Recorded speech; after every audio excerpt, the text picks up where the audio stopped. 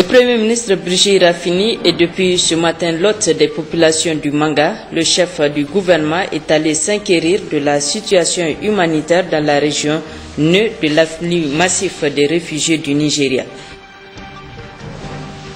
Les ministres en charge de l'agriculture et de l'élevage de l'espace UMOA sont en conclave à Niamey.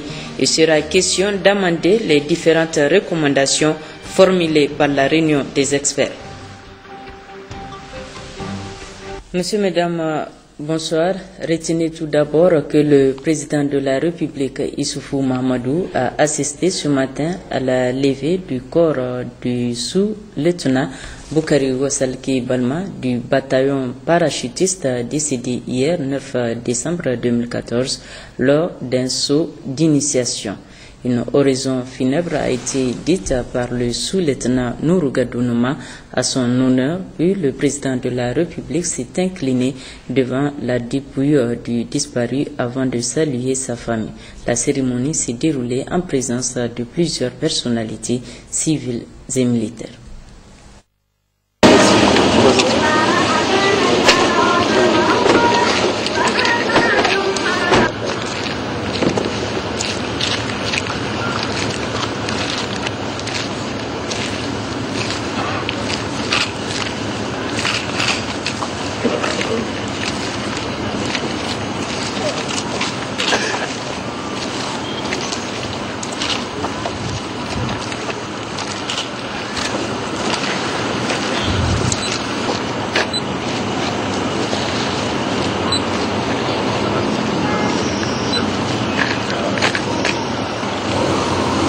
Il poursuivit ses études secondaires au Prytanée militaire de Niamey jusqu'à l'obtention du baccalauréat série A4 en 2008.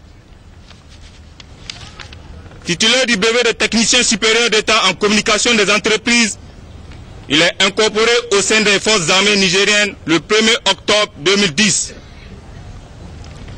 Suite au concours d'entrée à l'école de formation des officiers des forces armées nigériennes, EFOFAN. Issu de la promotion cinquantenaire de l'indépendance 2010-2013, il fut nommé aspirant le 1er octobre 2011, puis sous-lieutenant le 1er octobre 2013. Affecté au bataillon parachutiste le 1er septembre 2013, il est employé comme chef de peloton à la 122e compagnie parachutiste où il participa à plusieurs opérations, dont celle en région Nord Tilaberi et l'opération Malibéro dans la région d'Agadez.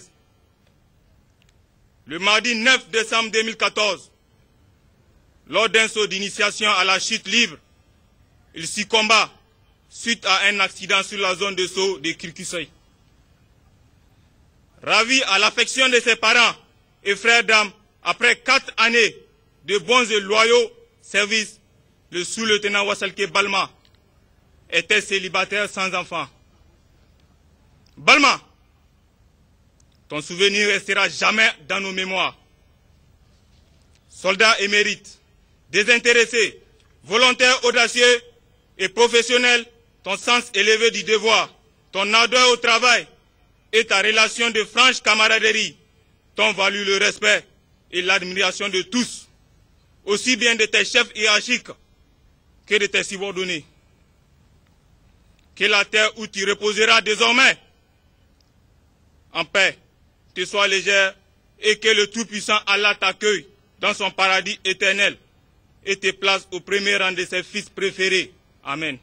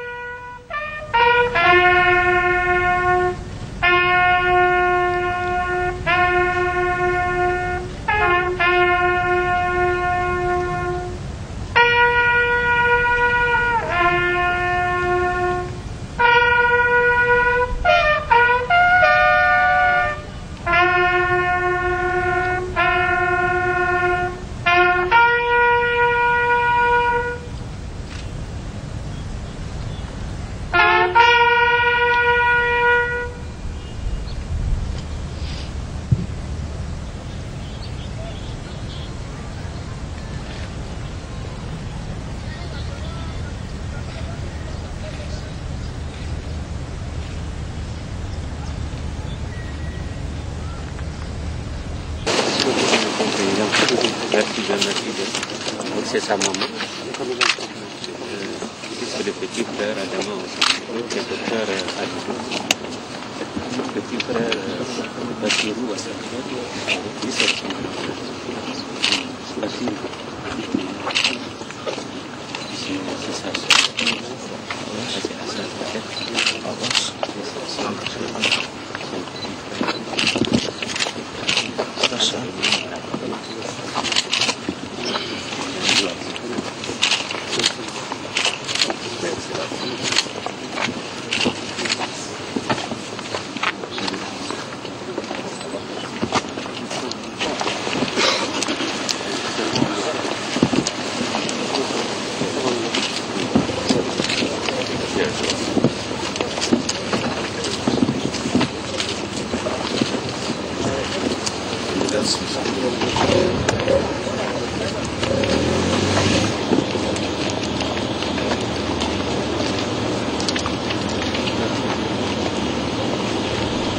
Ainsi va la vie et que la terre lui soit légère.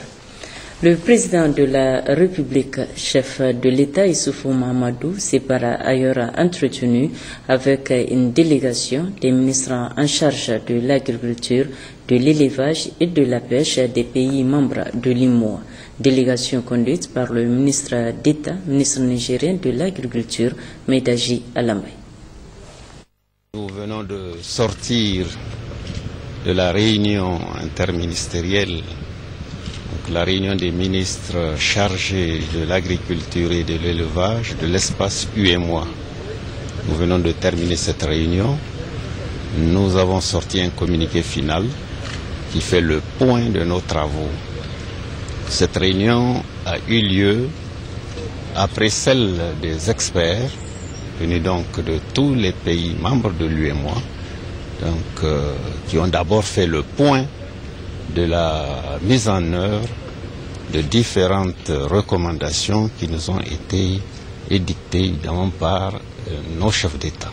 Et nous avons, n'est-ce pas, donc vu globalement la situation de la campagne agricole. Les estimations sont provisoires, elles viennent d'être faites, mais la situation définitive, nous l'aurons probablement en mars 2015, à l'occasion de la réunion du comité de haut niveau, n'est-ce pas, qui aura à examiner la situation agricole au niveau de l'UEMOA. Et globalement, je crois qu'on peut considérer qu'elle est relativement acceptable. Le dernier otage français dans le monde est libre depuis hier, ceci grâce aux efforts conjugués des autorités nigériennes et maliennes. En effet, comme à la libération des 4 autres otages français détenus dans le Sahel, le président Issoufou Mahamadou a joué un rôle déterminant dans le processus ayant permis au Français Serge Lazarevitch de retrouver sa famille. Ainsi, c'est avec joie et satisfaction que les Nigériens ont accueilli la nouvelle. Les réactions à Niamey. En tant que citoyen nigérien, j'ai beaucoup apprécié l'implication du président de la République dans cette affaire de libération de l'otage français, M. Serge Lazarevitch, enlevé depuis 2011. Il y a 3 ans et demi de cela. Donc je pense que le président s'est lancé dans une tâche vraiment pas facile, mais malgré tout, il a pu sauver l'honneur du Niger à travers cet acte de libération de cet otage. Parce qu'il n'est pas donné à n'importe quel chef d'État d'avoir le courage, sous le courage de s'impliquer dans de telles affaires. Malgré tous les risques que cela peut causer à notre pays. Mais malgré tout, comme il veut œuvrer dans le sens de la paix pour tous les pays, il s'est vraiment lancé dans cette affaire-là. C'est un défi qu'il a lancé et aujourd'hui ce défi-là est relevé à travers cet acte de libération. Et nous le remercions très sincèrement pour cet acte noble. C'est une bonne chose, il est à féliciter. Hein? Parce que c'est ça qu'il fallait. Des gens qui savent faire le lobbying, le plaidoyer pour amener la calmie, la paix et la sécurité. Bon, je pense que ça relève de la coopération internationale entre les pays. Et de mon point de vue, c'est une bonne chose. C'est un père de famille. Il a le droit aussi de recouvrer la liberté comme n'importe quel citoyen. Donc je pense que ça, c'est une bonne chose qu'il faille mettre à l'actif du président de la République. En tout cas, c'est un acte à saluer, puisque ces otages français ont été la cible des terroristes sur le sol de nos pays africains. Donc lorsque nos pays africains aident à libérer ces otages étrangers, je pense que c'est une bonne chose, puisque c'est ça la solidarité aussi. Ça peut arriver un jour aussi que nos citoyens soient pris ailleurs et que les autres pays nous viennent en aide. Je ne peux qu'encourager ça. Je pense que vraiment le président de la République a bien fait. Et je pense que aussi vraiment c'est quelqu'un qui est un visionnaire. Il s'implique vraiment dans la politique du monde entier et je l'encourage beaucoup à continuer dans ce sens-là. Vraiment, je pense qu'il est un exemple pour notre population. Moi, je crois que c'est être courageux de se mêler de ce genre d'histoire-là, parce que en échange, eux aussi, ils vont nous aider. Moi, là,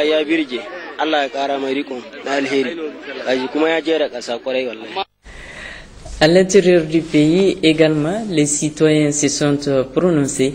Voici ce qu'ils en pensent. Aujourd'hui, il faut saluer le président de la République. L'acte qu'il vient de réaliser en obtenant la libération des citoyens français. Et je crois qu'à travers le président de la République, la nation tout entière, en tout cas, reconnaît en tout cas la valeur de l'homme en tant que sage, pour intervenir au niveau national et international. Et je pense qu'au niveau international, les hommes, en tout cas, et les femmes reconnaissent la valeur de l'homme qui tient compte aussi, en tout cas, de la sécurité au niveau international. Nous sommes très fiers de ce qui s'est passé, et surtout d'un Nigérien, pas un Nigérien du monde, c'est un président de la République. Ça donne de la valeur. Vous savez, derrière tout homme, il faut voir en tout cas la main de Dieu. Dieu, en tout cas, a voulu que ce soit le président Issoufou Mahamadou qui libère ce Français. Nous en sommes fiers. Par rapport à la libération de ce Français, justement, qui était en prison depuis 3 ans, qui a perdu 20 kilos de son poids, et qu'aujourd'hui, à travers justement les efforts du président de la République, ça fait plus d'1 an qu'il était derrière cette affaire. Il est arrivé à faire libérer cet homme-là.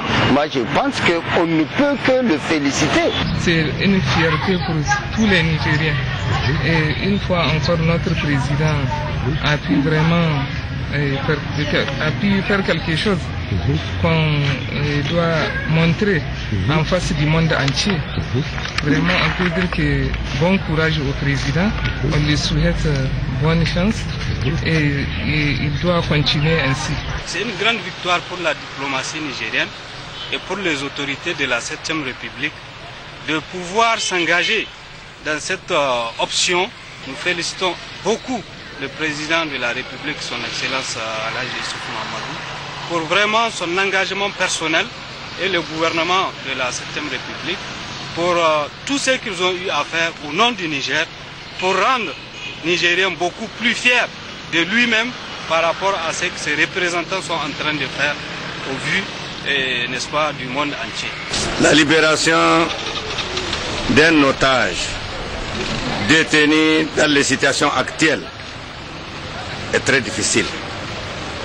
Si notre président de la République s'était investi et a mis en place des équipes ou une équipe à même de réussir cet exploit-là, nous ne pouvons que nous réjouir en tant que Nigériens.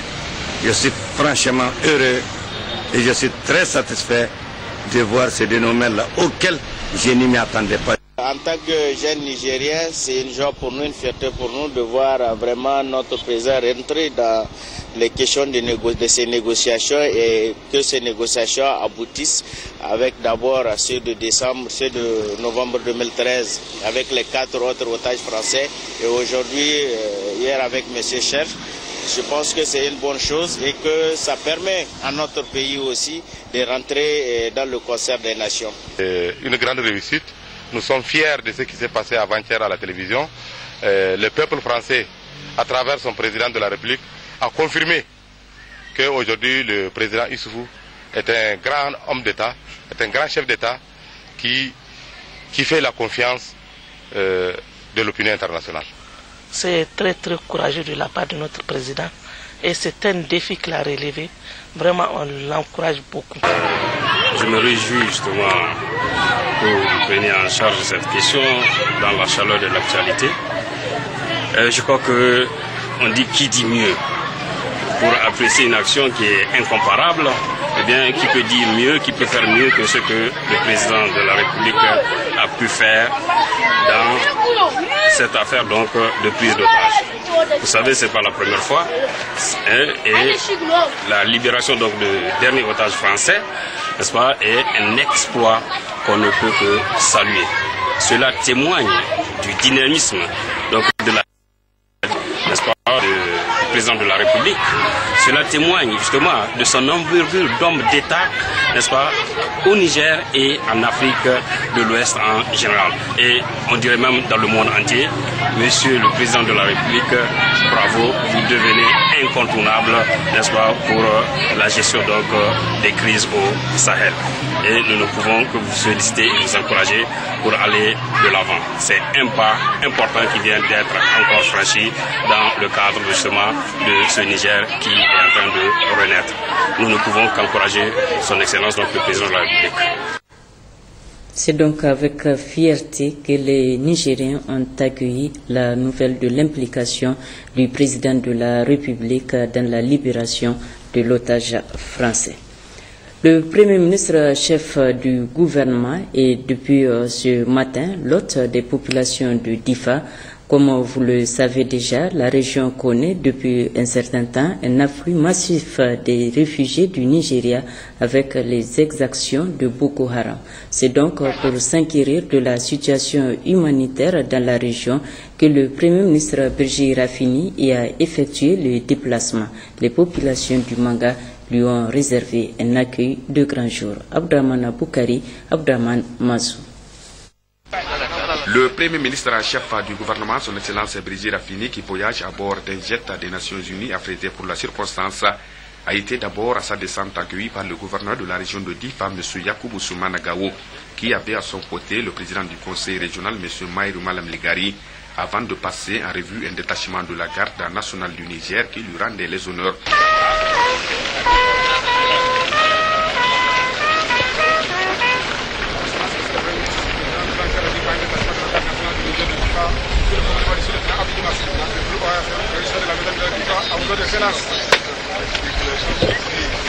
Puis salué par les hauts responsables des différentes unités des forces de défense et de sécurité, les autorités administratives, communales et coutumières, les cadres civils et militaires, les représentants des différentes organisations du système des Nations Unies intervenant dans la région de Difa, les représentants des différentes couches socio-professionnelles de la région et un public sorti en grande pompe pour saluer ce déplacement du Premier ministre, chef du gouvernement, son Excellence Birji Rafini.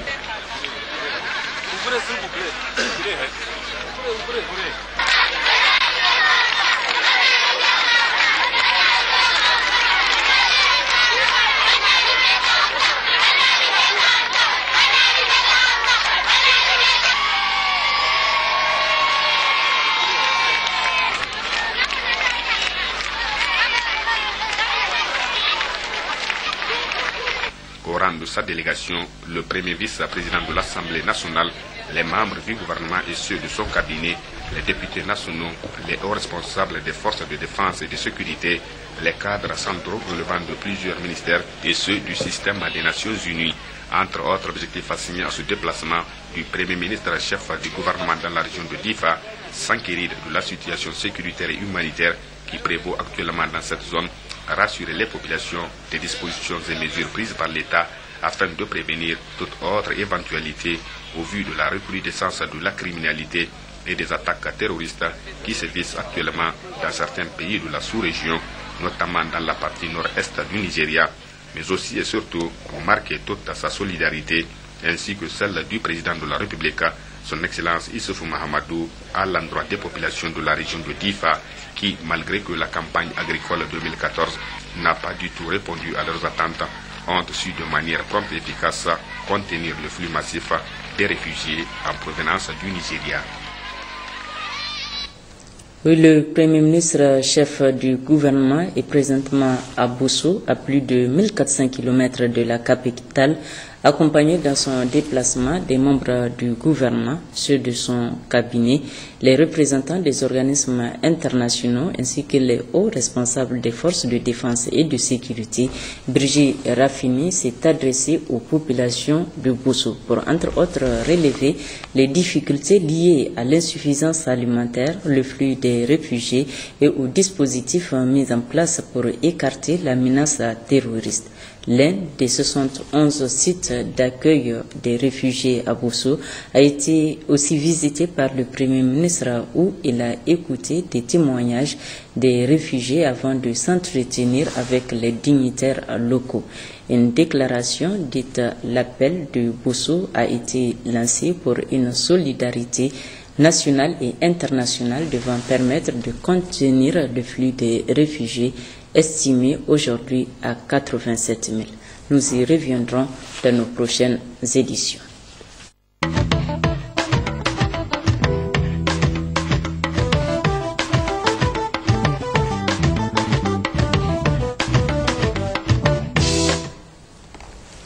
Le ministre de l'Énergie et du Pétrole, Foumakoye Gado, a effectué plusieurs visites à Dosso. Il s'est successivement rendu à la centrale électrique et à la cité du 18 décembre pour s'assurer de l'effectivité des travaux du volet énergie pour la bonne réussite de la fête du 18 décembre. Habibou Garba Bakou. Accueilli depuis Détégui par le gouverneur de la région de Dosso, Abdoulaye Issa, le ministre de l'énergie et du pétrole, M. Foumakoye Gado, a entamé cette visite au niveau de la cité du 18 décembre pour constater de visu les branchements électriques de 100 villas en vue d'alimenter en énergie électrique la cité du 18 décembre, puis visiter un échantillon de villas VIP dont les meubles sont déjà placés, puis constater par la même occasion les travaux d'éclairage public confiés à l'entreprise Canopy pour la mise en place de 260 panneaux solaires. Au niveau de la centrale électrique, le ministre de l'énergie et du pétrole qu'accompagne pour la circonstance, le directeur général de la Nigélec et les cadres centraux et régionaux a procédé à la mise en marche de 7 groupes électrogènes d'une capacité de 5 MW, équipement qui vient s'ajouter au dispositif existant pour appuyer la production locale. Dans le cadre des travaux d'embellissement de la ville de Dosso, la Nigélec a entrepris des travaux de réhabilitation de son siège de Dosso, ce qui a beaucoup émerveillé le ministre Foumakoye Gado. Travaux auxquels s'ajoutent plusieurs autres, dont le total se chiffre à près de 455 millions de nos francs pour faire de la ville de Dosso une ville véritablement moderne. Sur toutes les réalisations faites par la Nigélec et son apport dans le cadre de l'ambitieux programme de Sosoga, suivons la réaction du ministre de l'énergie et du pétrole. Nous sommes ici sur le site de la centrale de la Nigélec qui a été renforcée. La première mesure a consisté à placer un transformateur de 5 MVA qui a permis de doubler la capacité donc, de production pour couvrir les besoins non seulement de Dosso mais également de la région, y compris donc, la ligne qui va sur Filengue. La deuxième chose, c'est qu'on a amené une centrale agricole qui va produire 5 MW au cas où ce serait une centrale de secours, au cas où la ligne du Nigeria, en provenance du Nigeria, nous lâche. Donc il n'y a aucun problème, cette centrale de secours va prendre le relais pour continuer l'alimentation en énergie électrique. Les troisièmes investissements, vous les avez vus, c'est à la cité des 100 villas, où là également la Nigélec, sur commande du programme d'Ossosoga, a eu à faire des installations à hauteur de 480 millions de francs CFA pour alimenter cette cité. Tous ces travaux sont finalisés comme vous l'avez constaté. Le quatrième point, vous l'avez vu, nous sommes en train d'installer des lampadaires solaires pour éliminer toutes les zones d'ombre au niveau de Dosso. Il s'agit là d'éclairer la rentrée de Dosso avec 70 lampadaires solaires. Il y aura 30 sur la rentrée de Gaïa et 30 sur la rentrée de Douti. tout comme on mettra 30 lampadaires à Birni pour pouvoir éclairer donc, la ville, pour faciliter la circulation nocturne avant et après la fête donc, du 18 décembre. C'est pour dire que le volet énergie a beaucoup investi dans ce cadre pour améliorer l'alimentation en énergie électrique et faire en sorte que Dosso Soga soit réellement Soga. Parce que sans cette énergie-là, Dosso Soga allait devenir sombre. Les préparatifs de la fête tournante du 18 décembre vont donc à bon train à Dosso. À quelques jours de la tenue des manifestations, les différentes commissions s'attellent aux dernières retouches. Pour en savoir plus, notre équipe régionale a approché le directeur général de l'architecture et de la construction pour ceux qui se prononcent ici sur la qualité des travaux. Salamatou Adamou Moro. Par rapport aux réhabilitations et aux réalisations qui ont été faites dans le cadre des infrastructures réalisées à Dosso pour la fête du 18 décembre, en termes de qualité, je peux affirmer, et vous-même vous l'avez vu au cours de vos visites et avec également la visite des officiels, que les travaux ont été pour l'essentiel exécutés selon les normes. Et je vais vous expliquer pourquoi. Pour la première fois, nous avons vu un programme qui a été exécuté en synergie entre l'administration et les bureaux d'études. Comme vous le savez, d'habitude, tous les ouvrages que nous exécutons, nous le faisons uniquement avec des techniciens du ministère chargé de l'urbanisme. Cette fois-ci, l'État a décidé d'associer les privés. Donc la conception, le contrôle et le suivi permanent des chantiers a été entièrement effectué d'une part par les bureaux d'études, mais également avec nos services régionaux qui sont en permanence sur le chantier. En plus donc de ce chapeau de contrôle, comme vous l'avez suivi plusieurs fois, il y a également le président du comité interministériel qui périodiquement sillonne la totalité des chantiers, tout ceci pour s'assurer en tout cas de la faisabilité et de la qualité des ouvrages. En dehors du président du comité interministériel, nous avons également les différents ministres qui chacun dans son domaine, notamment le ministre chargé de l'urbanisme pour les constructions, les ministres chargés de la culture, de la jeunesse et sport, chacun dans ses domaines de responsabilité, effectuent également des visites périodiques. Tout ceci pour nous assurer que tout ce qui va se réaliser à Dosso le sera en tout cas selon les respects des normes en vigueur en matière de construction. Et vraiment pour me résumer, je peux affirmer ici que ce qui a été réalisé à Dosso a été fait en tout cas conformément aux prescriptions techniques.